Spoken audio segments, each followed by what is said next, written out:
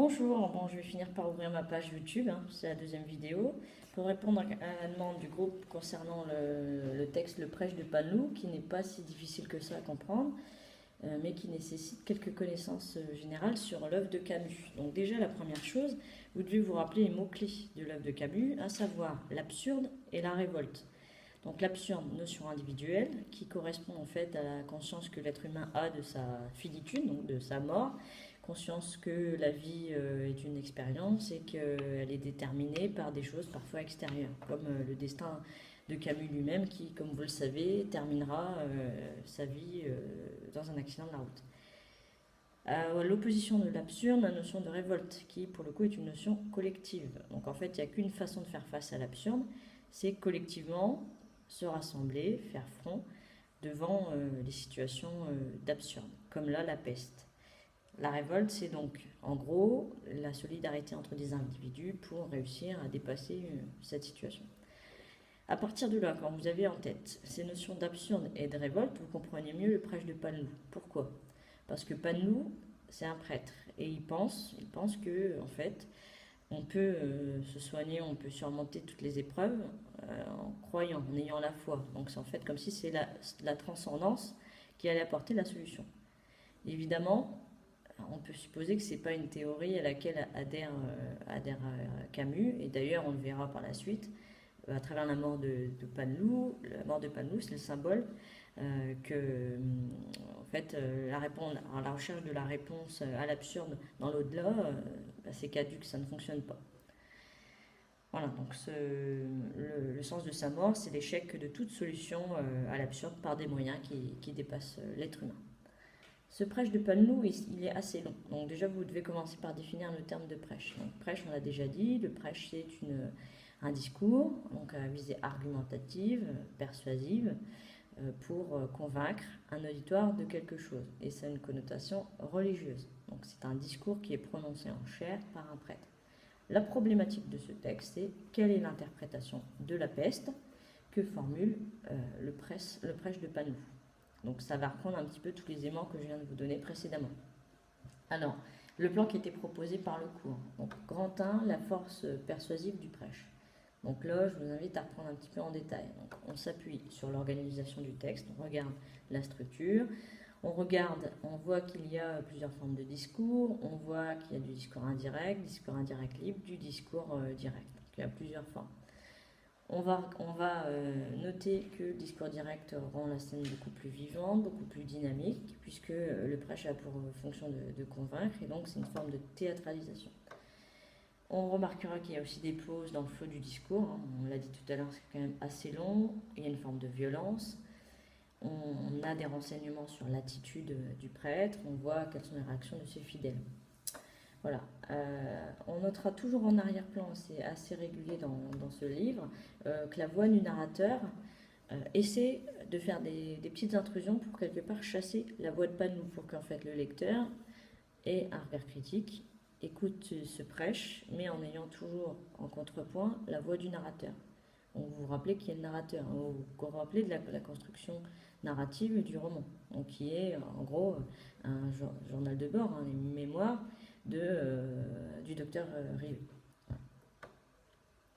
En point B donc, de cette première grande partie, donc la force de persuasion du discours qui est incontestable, il y a des adresses directes, il y a des figures de style, des oxymores, il y a des images très fortes, des métaphores allégoriques.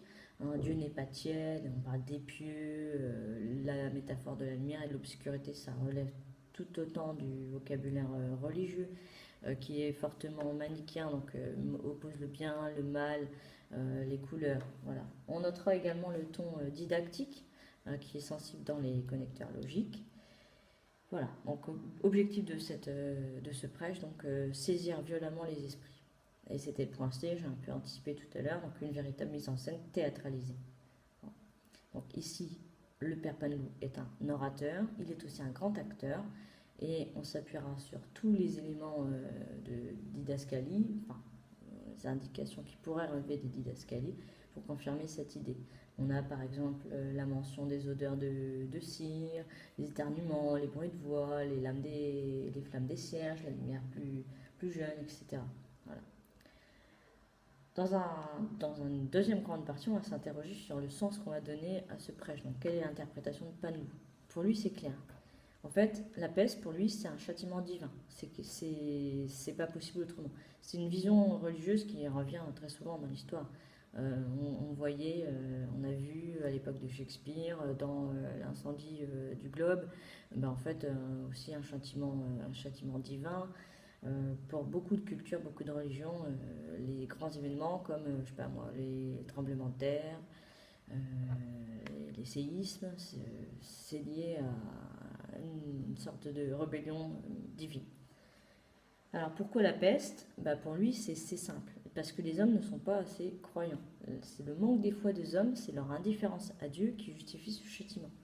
Et il le dit avec un connecteur logique à la ligne 12, voilà pourquoi. Alors, on sent que ce discours-là, il est assez jugeant, forcément.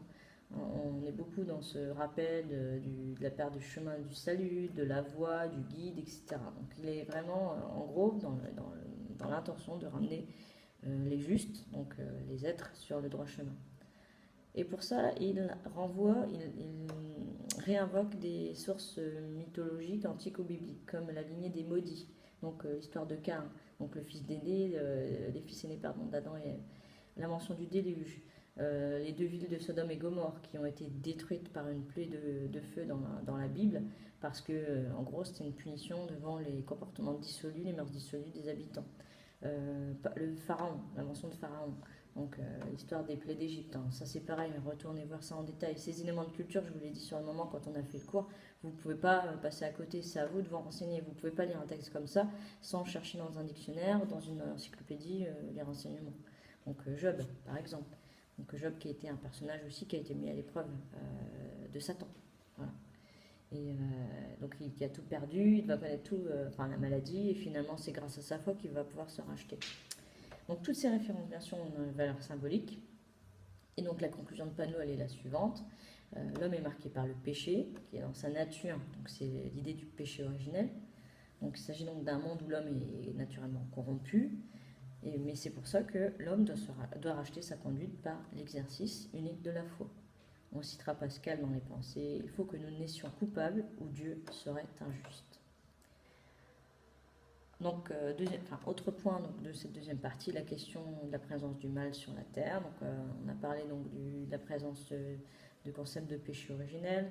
On renvoie également à la notion de providence. Donc, c'est la sagesse divine. La providence, en gros, c'est Dieu qui un jour va décider de ramener le bien sur la terre. C'est la sagesse de Dieu, en fait. Voilà. Donc, ainsi, le salut de l'homme vertueux, il est toujours garanti. Voilà, même si pour cela il doit vivre des épreuves difficiles. Et le prêche de Panou illustre parfaitement cette idée. Hein, il y a cette lueur exquise d'éternité, le salut, qui gît au fond de toute souffrance. Donc la souffrance ici, c'est la peste. Et donc la volonté divine transforme le mal en bien. À partir de là, on a parlé du statut du narrateur. Vous pouvez interroger donc, dans une troisième grande partie la position de Camus. Donc on voit bien que Panou, c'est indéniablement pas le porte-parole de l'auteur, hein, parce que Camus, lui, pour le coup, il était profondément athée. Les concepts qu'il défendait, c'était plus des concepts philosophiques que religieux. On notera les indices de la distanciation de Camus, les marques de l'ironie, hein, par exemple avec une subtilité qui fut très appréciée. Voilà, des termes comme ça qui renvoient à ce qu'on appelle la modalisation. Donc prenez en détail le cours pour retrouver ces citations. Et on pourra donc dire que la position de Camus elle est plutôt aux antipodes de celle du prêtre. Voilà. Donc Camus ne partage pas son point de vue, on le devine.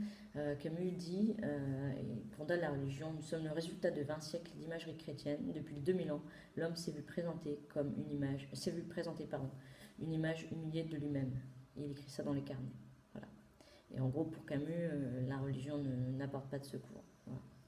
Mais bon, pour le coup, quand même, il y a un point qui est commun. Camus attache une importance au concept de peste. Donc c'est un symbole, la peste. C'est une maladie au sens médical du terme, et c'est surtout le symbole du mal, le symbole de la gratuité, le symbole de l'absurde. Donc Ça n'a jamais été plus actuel qu'aujourd'hui. D'ailleurs, vous pourriez le dire dans votre conclusion. La peste, c'est tous les fléaux qui reposent, qui sont infligés à l'humanité de façon totalement gratuite, comme les attentats, le terrorisme et autre chose. Voilà. Donc c'est un révélateur, ça doit inviter les hommes à réfléchir, à comprendre. Et en tout cas, ça renvoie à la notion d'absurdité de la vie humaine. Et c'est pour le coup rien. Selon Camus, ça n'a pas de rapport avec un manque de piété ou le péché originel. Voilà. Pour votre conclusion, bien, vous reprendrez tous les éléments qui ont été donnés dans le texte. Et puis vous ouvrez sur les points que j'ai cités précédemment. Voilà. Ouvrez soit à d'autres parties du livre, soit au passage de la mort du personnage, soit par exemple à la mort du fils du juge Othon, etc. Ce genre d'endroit dans le livre sera bien vu pour une conclusion.